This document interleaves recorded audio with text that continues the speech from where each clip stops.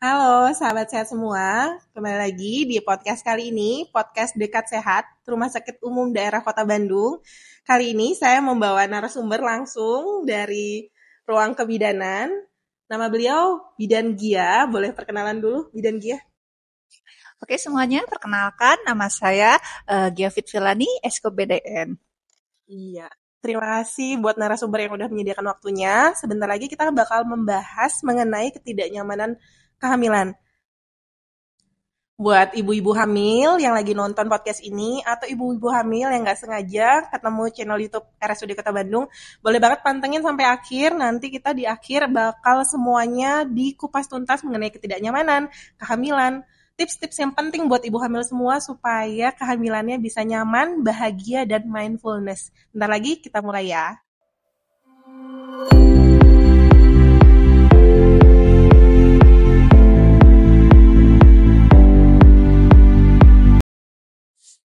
Dan Gia udah siap buat pertanyaan pertama? Boleh, siap? Ini kayak battle ya, battle mode. Enggak.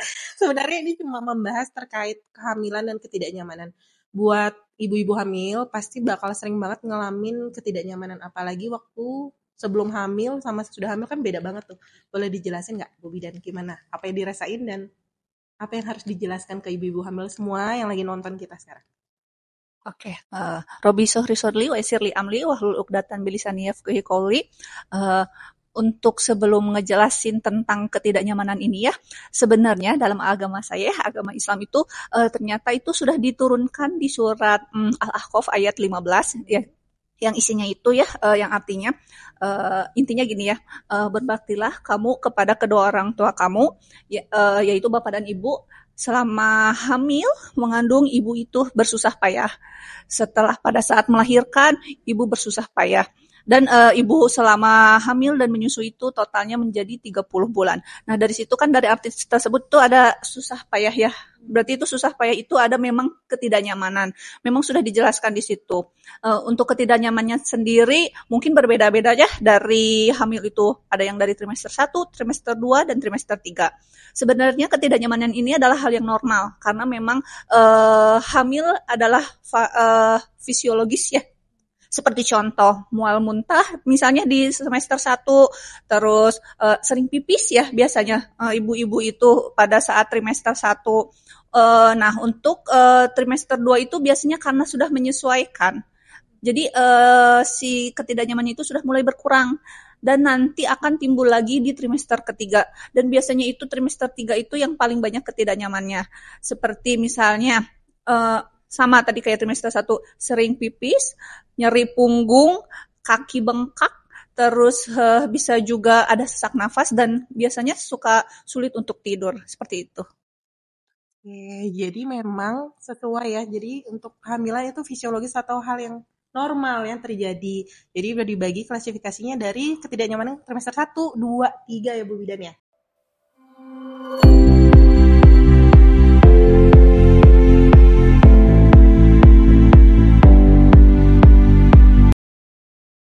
Ibu-ibu hamil yang di luar sana masih membahas ya sekarang kita tentang pertanyaan kedua yang lagi ramai di Q&A kita. Mereka pada membahas gimana sih buat tahu faktor-faktor apa sih yang memperberat kehamilan, yang memperberat ketidaknyamanan itu apa aja sih? Kita tanya Bu Bidan dulu ya.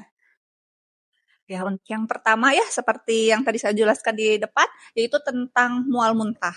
Mual muntah itu disebabkan karena hormon ya, hormonnya namanya itu HCG, hormon chorionic gonadotropin. Itu yang menyebabkan ibu itu mual muntah. Tetapi mual muntah itu sendiri jangan sampai walaupun ini normal ya, tapi ketika ibu hamil sudah merasa ada tanda dehidrasi seperti misalnya udah lemes, udah sampai air putih juga nggak masuk. Kalau misalnya kita cek turgor kulit ya, itu untuk mengetes dehidrasi, itu udah melambat. Nah, berarti itu bukan mual muntah yang normal. Berarti itu bukan mual muntah yang fisiologis ya. Itu harus ibu-ibu cepat datang ke tempat pelayanan, bisa ke rumah sakit atau bisa ke puskesmas terdekat. Terus biasanya setelah itu udah mual muntah itu sering pipis. Kenapa sih sering pipis? Padahal baru hamil. Nah, ini ada perubahan perubahan hormon juga ada namanya hormon relaksin. Hormon relaksin ini bisa menyebabkan relaksasinya si otot-otot dan itu termasuk ke otot buat pipis, makanya sering pipis. Setelah itu biasanya ada yang suka hitam-hitam ya, hitam-hitam kan ya, iya hiperpigmentasi biasanya bisa di perut, apalagi di leher. Nah, itu adalah hal yang normal. Itu sama penyebabnya karena perubahan hormon. Hormon namanya MSH. Nah, ibu nggak apa-apa, ibu hamil jangan khawatir ya untuk misalnya kenapa sih kok saya item-item ya di sini di leher, di perut. Tenang Bu, itu perubahan hormon. Jadi ibu-ibu nggak usah takut ya untuk trimester pertama. Trimester ketiga biasanya ibu sering pipis malam-malam ya karena sering BAK karena disebabkan oleh karena kepalanya kan si bayi itu udah menjadi lebih besar. Kepala bayi turun karena mencari jalan lahir. Karena penekanan si kepala ke tempat pipis itu yang menyebabkan jadi pipis sering sedikit-sedikit. Nah, setelah itu ibu misalnya sakit punggung. Punggung juga disebabkan karena apa? Karena memang menompang bayi di depan yang bebannya semakin berat. Nah, itu bisa dicegah dengan kita dengan body mechanic yang bagus ya. Jadi akan mengurangi. Terus setelah itu tadi yang trimester 3 itu nyeri punggung sama sering pipis sama kaki bengkak ya. Kaki bengkak itu karena ada penekanan, karena beban berat jadi aliran darah dan alirannya kesumbat itu sama penekanan. Jadi makanya suka bengkak kaki-kakinya itu. Nah, itu kan yang tadi dijelasin Bu dan Gia trimester 1 dan 3. Trimester 2-nya kemana nih? Trimester 2 semuanya ada ketidaknyamanan apa enggak? Kita tanya. Nah, untuk trimester 2, karena memang ini adalah trimester yang paling nyaman untuk ibu hamil. Kenapa? Karena sudah beradaptasi dari trimester ke-1. Iya. Jadi karena udah adaptasi, jadi untuk ketidaknyaman pada trimester 2 itu cenderung berkurang dan sudah dalam posisi nyaman dalam ibu hamilnya. Jadi biasanya kecenderungannya ketidaknyamanan pada trimester 1 ya adaptasi, kemudian ada fase nyaman trimester 2, dan mulai lagi ketidaknyamanan ketika hamil udah gede ya di trimester 3.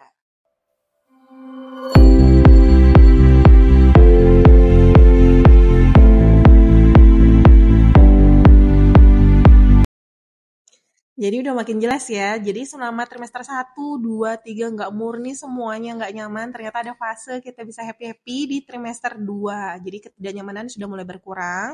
Kita lanjut gimana sih caranya atau tips-tips yang bisa kita kasih tahu nih buat nambah edukasi buat ibu-ibu hamil di luar sana yang bakal tahu nih ternyata kehamilan itu ada ketidaknyamanan nih. Nah, cara untuk mengatasi atau tips yang paling mudah yang bisa dilakukan buat ibu-ibu hamil yang lagi nonton itu apa aja sih Bu Bidan? Ya, yang untuk yang pertama ya, pada trimester pertama kan ada mual muntah ya. Mungkin udah sering banget ya mual muntah itu dengan identik makan sedikit tapi sering. Memang betul makan sedikit tapi sering. Bisa juga kita diselangi dengan ada terapi komplementer namanya. Jadi bukan cuman hanya makan sedikit tapi sering, mengurangi makanan berlemak atau misalnya goreng-gorengan, makanan yang bergas. Bergas itu contohnya untuk di sayur itu engkol ya. Terus untuk di buah-buahan itu kayak nangka, kayak durian itu kalau misalnya emang lagi mual muntah dihindari dulu ya untuk mengkonsumsi buah-buahan seperti yang mengandung gas. Terus kalau misalnya kita makan dengan sayur, untuk makan dengan sayur itu untuk mengurangi mual muntah. Karena kenapa? Mual muntah itu ibu itu pasti hipersaliva ya. Jadi banyak keluar air liur. Karena banyak untuk misalnya makan sayuran itu harus dipisahkan dulu. Jadi nasi dengan sayur. Kalau misalnya nasinya dulu baru sayur yang ada airnya. Jadi airnya itu jadi udah nasi sama sayurnya baru airnya. Jadi jangan dilangsungin nasi sama sayur si airnya itu disatuin. Itu malahan menambah mualnya. Nah, bisa juga mengurangi dengan minum permen jahe. Permen jahe itu bisa mengurangi ya permen jahe kan ada ya yang jahe dengan gula itu bisa mengurangi mual muntah. Nah, untuk terapi komplementernya itu mual muntah bisa dengan kita melakukan akupressure. Sebenarnya ada 3 titik akupressure, tapi kita cukup dulu aja ya di sini. Yang pertama itu di titik perikardium. Perikardium itu di sini. 3 jari bawah ini ada 2 tendon, nah di tengah-tengahnya. Dengan cara kita boleh ditekan selama 1 menit, lalu kita lepas, atau bisa kita tekan lepas. Oh, itu Ya, berapa lama kalau yang tekan lepas boleh sampai 3 menit. Oh iya. Jadi kalau tekan biasa 1 1 menit, kalau terus tekan lepas itu 3 menit. Iya. Sekarang juga banyak ya mungkin bidan yang sudah mengikuti pelatihan akupressure. Ibu boleh nanti misalnya untuk ke bidan-bidan yang terdekatnya, Bu boleh nggak saya pengen untuk dilakukan akupressure karena ada mual muntah. Tapi boleh juga dicobain sendiri. Nah itu namanya P6. Yang kedua di sini ada titik usus besar. Nah di sini. Jadi kan ada yang ngejendul ini ya. Sama boleh ditekan selama 1 menit atau ditekan lepas. 3 menit juga. Iya. Selain itu kan sekarang udah banyak banget orang yang udah punya diffuser ya di rumah ya. Oh iya. Nah, yang kena FOMO diffuser kemarin boleh dipakai. Nah, untuk aromaterapinya bisa menggunakan aromaterapi yang mengandung citrus atau lemon. Itu penelitian meneliti karena kalau kita menghirup aromaterapi beraroma lemon atau citrus, dan ada satu lagi mint, ada yang peppermint itu ya, itu bisa mengurangi mual muntah ke ibu. Namun kan tiap orang itu berbeda-beda ya, makanya cara penyelesaiannya juga pasti beda-beda. Ada mungkin yang misalnya dengan permen jahe dia mual muntahnya berkurang, tapi ke yang ibu lain nggak berlaku. Iya, jadi nggak harus digeneralisasi yang semua tips-tipsnya sama ya. Terus untuk yang sering pipis itu mungkin untuk trimester 1 dan trimester 3 itu sama, yaitu untuk malam-malam mungkin ibu mengurangi minum ya. Takutnya kan memang kalau misalnya malam itu nanti bolak-balik ke kamar mandi. Jadi mengganggu itu ya, istirahat ya, istirahat untuk ibu hamilnya. Makanya untuk malam itu hindari dulu minuman yang mengandung diuretik seperti teh atau kafein. Jadi itu karena nanti akan memicu untuk ibu pipis terus ke WC. Nah, untuk kaki yang bengkak. Jadi ibu hamil itu kalau duduk itu jangan menggantung ya kakinya. Jadi harus nempel ke lantai. Kalaupun misalnya si lantainya lebih tinggi dibanding kaki, boleh diganjel bawahnya pakai misalnya kardus atau apa yang jadi bisa kaki itu nempel ke bawah ya. Karena kalau menggantung bersandar. Kalau misalnya ngegantung itu nanti bakal bengkak lagi si kakinya. Terus kalau misalnya pada saat tidur posisinya kaki lebih atas daripada badan dan kepala. Jadi pakai bantal aja, kakinya lebih atas. Jadi lebih tinggi posisinya. Iya, lebih tinggi posisinya dari kepala ya berarti kaki. Untuk nyari punggung sekarang itu banyak banget yang dijual di e-commerce gitu ya. Bantal, tahu bantal ibu hamil yang ada letter-letternya itu ya. Iya, lekuk-lekuknya itu yang mengikuti si ibunya ya, lekuk badan ibunya. Nah, ibunya itu tidurnya sambil miring. Kalau bisa memang lebih bagus miring ke kiri ya, karena nggak ada penekanan ke pembuluh darah. Nah, pada saat tidur miring itu, nah si beban perutnya itu kan bersandar ke si bantal ya. Jadi beban untuk punggungnya itu berkurang. Karena sudah disangga oleh bantal ya, dan kitanya kan si ibunya posisi miring. Untuk mengurangi posisi itu juga nyeri punggung, posisi kalau misalnya ibu misalnya nih lagi ngambil barang buat nyetrika lah, entah ngambil barang anak-anak, posisinya jadi jangan sambil bungkuk ya Bu ya, untuk misalnya ngambil barang. Jadi posisinya boleh dicontohin? Boleh banget. Semoga ke-shoot ya ini. Jadi si posisi kaki sama badan itu masih tegak lurus. Jadi nggak boleh kayak gini ya. Ini bakal sakit ini punggung. Apalagi ininya kan bebannya juga di depan. Jadi posisinya tetap lurus. Lalu barang diangkat, didekatkan ke dada, baru bangun. Kayak squat ya? Iya. Jadi memang posisi perubahan kayak misalnya bangun dari tidur. Nah, posisi dari bangun tidur juga ibu itu jangan langsung karena ngerasa hamil langsung bangun aja kayak gitu. Padahal kan kalau bangun itu otot-otot ke perut ya. Jadi kalau misalnya mau bangun, ibu harus miring dulu, boleh miring ke kanan atau miring ke kiri. Lalu kita bertumpu pada tangan. Jadi nggak bertumpu pada otot-otot punggung. Jadi nggak memperberat bebannya ya. Iya, tidak nyamanan. Jadi udah pada dapat insight baru nggak semuanya? Jadi udah banyak nih tipsnya dari Bu Bidan Gia. Mulai dari body mekanik ya, dari pergerakan tubuh yang bisa membantu ketidaknyamanan harus tepat. Terus ada ilmu baru lagi ecopressor ya. Ecopressor, terus ada lagi yang dua tadi ya tipsnya. Iya, aromaterapi tadi udah dijelasin. Yang paling bagus menurut penelitian adalah lemon atau citrus ya. Lemon itu citrus. Oh ya, lemon itu citrus. Oke, baik. Lemon and citrus. Dan peppermint. Oh iya, peppermint.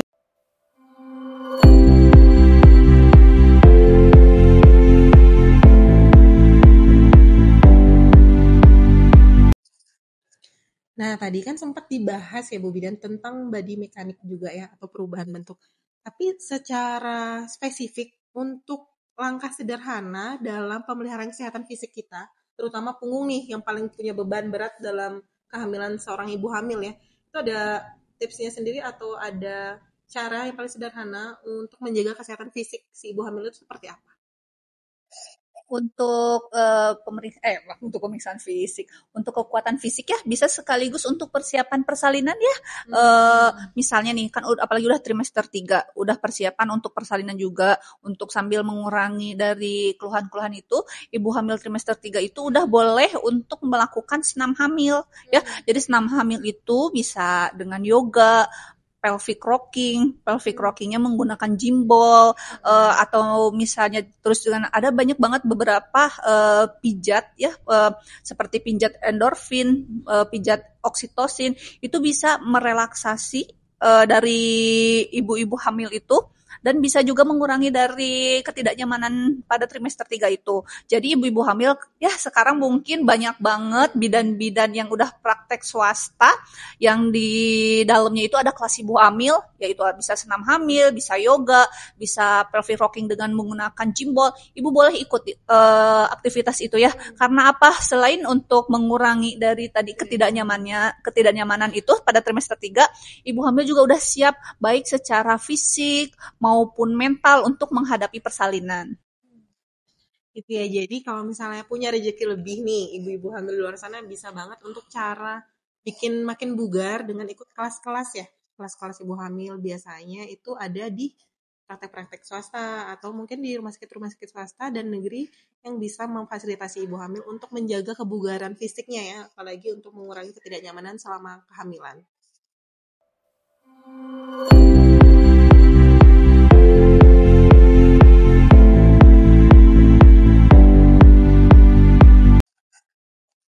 Dari tadi kan udah pada bahas fisik, bahas mengenai body mekanik dan semua tentang ketidaknyamanan. Tapi kita kayaknya belum bahas satu lagi nih, tentang emosional atau psikis ibu hamil sendiri. Itu kan yang paling penting sebenarnya untuk menjalani hari-hari ibu hamil ya, tentang kenyamanan hati dia, psikis dia. Gimana tuh? Gimana cara untuk memudahkan kita untuk tetap, bahasa kerennya mindful sebagai ibu hamil. Gimana nih Bu Bidan? Nah, untuk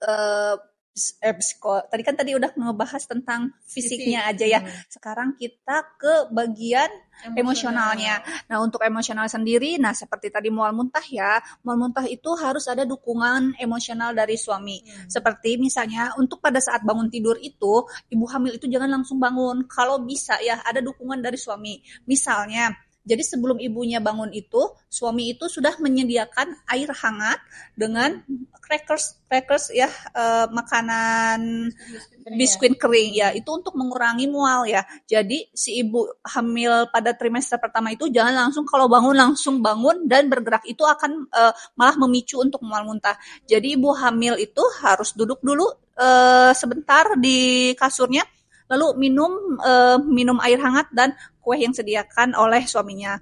Sebenarnya untuk pada trimester 3 juga ya, seperti yang tadi saya sudah jelaskan di atas, kayak pijat endorfin, yoga, itu bisa berbarengan dengan suami. Karena orang yang paling terdekat dengan ibu hamil adalah suaminya sendiri. Kalau misalnya ibu pada saat hamil, pada saat senam, yoga ditemani oleh suaminya, maka akan ada ikatan batin dan akan mengurangi kecemasan ibu. Karena kenapa? Kecemasan ibu itu pada saat hamil itu meningkat. Kecemasan ibu hamil yang misalnya tidak berkurang pada saat hamil itu akan berdampak pada saat nanti bayinya setelah lahir. Kan jadi ada yang namanya depresi ya, depresi postpartum. Itu bisa dari akumulasi karena ibu yang tidak berawal dari ketidaknyamanan, dia menjadi cemas, kecemasan dari trimester 1 karena ketidaknyamanan yang tidak terkoordinir, lanjut ke trimester 2 dan puncak-puncak di trimester 3 dan pada saat persalinan kecemasannya itu tambah meningkat. Nah, bisa menjadikan angka depresi pada postpartum itu akan tambah meningkat juga. Jadi jelas ya. Paling pertama emosional itu diikuti dengan support system ya, support system dari pasangan atau suami. Ayo semua suami-suami, ibu-ibu hamil sekarang nontonnya please bawa suaminya biar denger. Jadi kalau misalnya bangun tidur, usahakan gak usah kode-kode, langsung minta aja siapin air putih, siapin crackers atau biskuit-biskuit. Karena kayaknya nggak semua pasangan tuh peka ya, jadi udah straightforward aja, ngomong aja, minta disiapin, jadi supaya satu sama lain bisa saling melengkapi ya, bisa ketemu bonding yang bagus, jadi persiapannya lebih baik ya.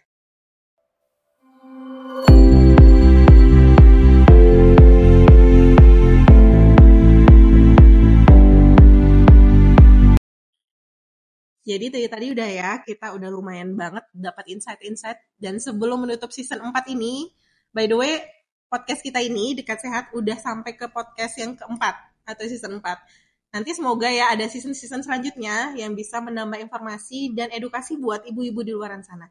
Jadi gimana Bu Bidan Gia, untuk closing statement atau pesan singkat buat ibu hamil apa aja nih? Jadi untuk ibu hamil, jangan terlalu khawatir dengan ketidaknyamanan ini. Hamil adalah proses yang alami dan fisiologis. Jadi untuk ketidaknyamanan itu, ibu-ibu harus benar-benar jangan sampai membuat stres ya. Karena kenapa? Semakin ibu stres, nanti akan mempengaruhi kejadian. Jadi jadilah ibu hamil yang bahagia dan sehat, akan menjadikan anak yang menghasilkan generasi penerus yang bahagia dan sehat. Seperti itu. Untuk para pendengar semua, terima kasih untuk tetap setia sama kita sampai di akhir podcast ini. Jangan lupa untuk tetap jaga kesehatan supaya kehamilannya bisa sehat, bugar, dan lancar saat persalinan. Sampai jumpa di podcast selanjutnya. Bye!